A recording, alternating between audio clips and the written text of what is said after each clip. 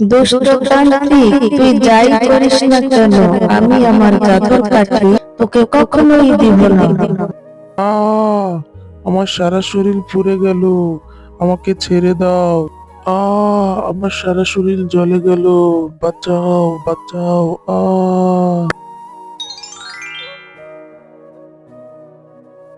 আমার খুব ভয় করছে মা, বাহিরে কি জোরে জোরে বিদ্যুৎ চমকাচ্ছে।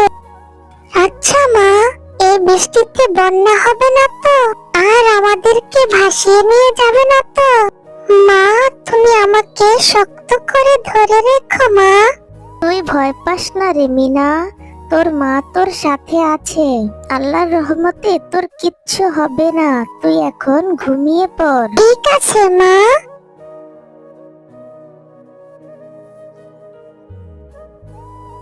মা, মা, উঠো, দেখো কি হয়েছে। মা, তাড়াতাড়ি উঠে দেখো, আমাদের ঘরের মধ্যে কত পানি হয়েছে। আমরা কি এই পানির মধ্যে মাছ ধরতে পারবো মা? আরে হ্যাঁ, তাই তো দেখছি। তো এত পানি ঘরে এলো কোথা থেকে? মা মিনা, তুই এখানে একটু বস, আমি বাহির থেকে দেখে আসি।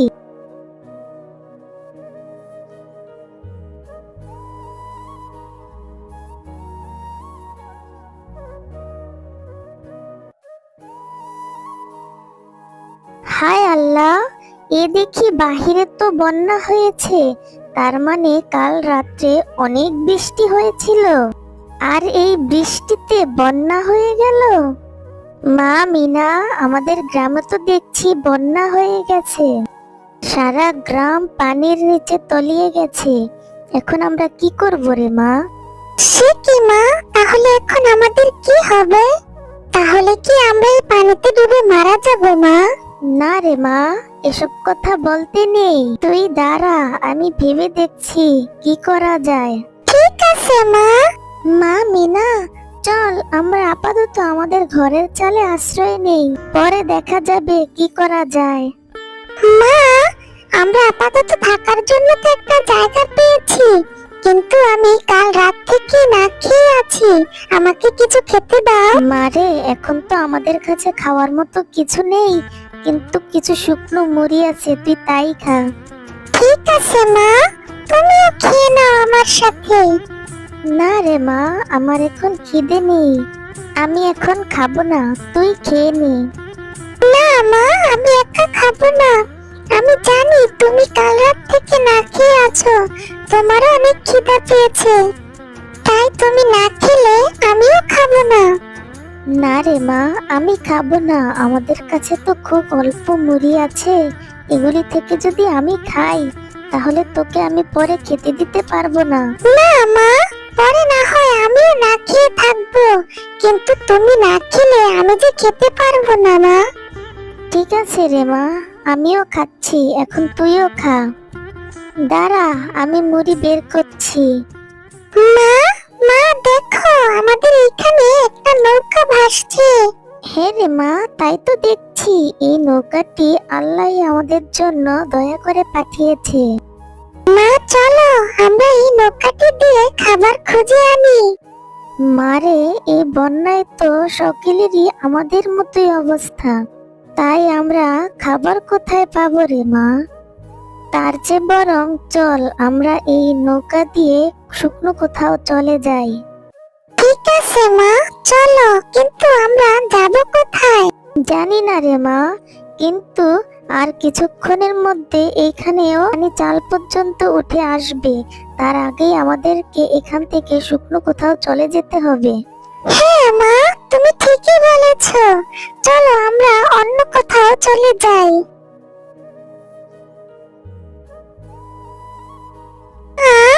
মা, আমরা তো আজ 2 দিন ধরে নৌকায় ভাসছি, কোনো শুকনো জায়গার খোঁজ তো পেলাম না মা।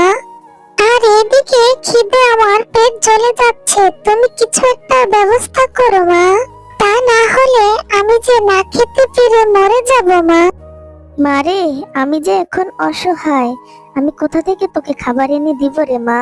আর একটু ধৈর্য ধর মা, আল্লাহ কোনো ব্যবস্থা অবশ্যই করে দিবে আমাদের জন্য। মা মিনা, দেখ ওই দূরে একটা একটা শুকনো জায়গা দেখা যাচ্ছে। চল চল আমরা ওইখানে যাই। হ্যাঁ মা, চলো। মা দেখো, এই দ্বীপটা কত সুন্দর। এটা কোন জায়গা মা? জানি না রে মা, এটা কোন জায়গা, কিন্তু দ্বীপটা অনেক সুন্দর। এর আগে কখনোই আমি এখানে আসিনি। এর আগে এত সুন্দর জায়গা আমি কখনো দেখিনি রে মা। মা চলো আমরা এই দ্বীপের ভিতরে গিয়ে দেখি কোনো খাবার পাওয়া যায় কিনা। হ্যাঁ রে মা, চল।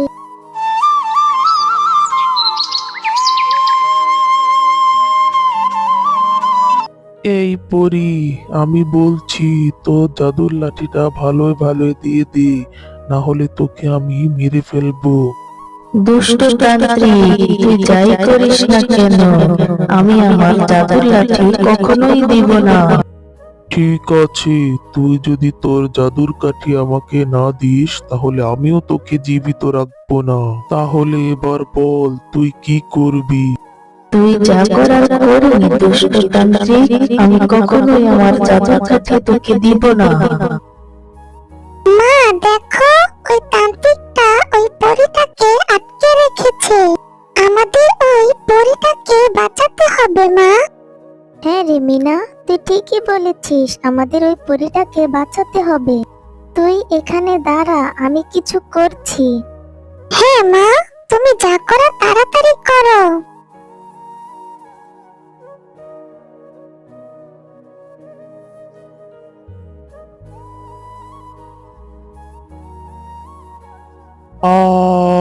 আমার সারা শরীর পুড়ে গেল, আমাকে ছেড়ে দাও।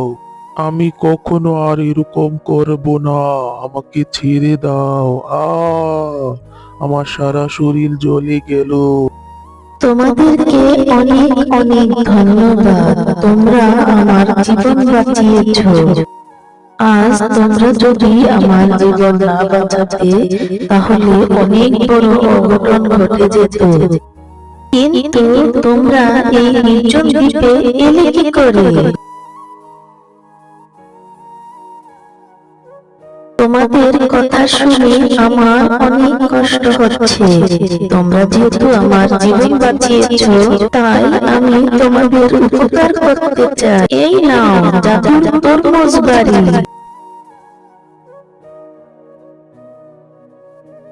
এই বাড়িতে তোমরা তোমাদের যাবতীয় সব কিছু পেয়ে যাবে। এখানে কোনো কিছুর অভাব হবে না। তোমাকে অনেক অনেক ধন্যবাদ পরি। তোমার এই ঋণ আমরা কোনোদিন ভুলবো না পরি। তোমাদেরকেও আমি কখনো ভুলবো না। আমি তাহলে এখন আসি। মা, এখন থেকে আমরা যা ইচ্ছা তাই খেতে পারবো, আমাদের আর কোনো অভাব থাকবে না মা। হ্যাঁ রে মা, আল্লাহ এতদিনে আমাদের উপর মুখ তুলে তাকিয়েছে।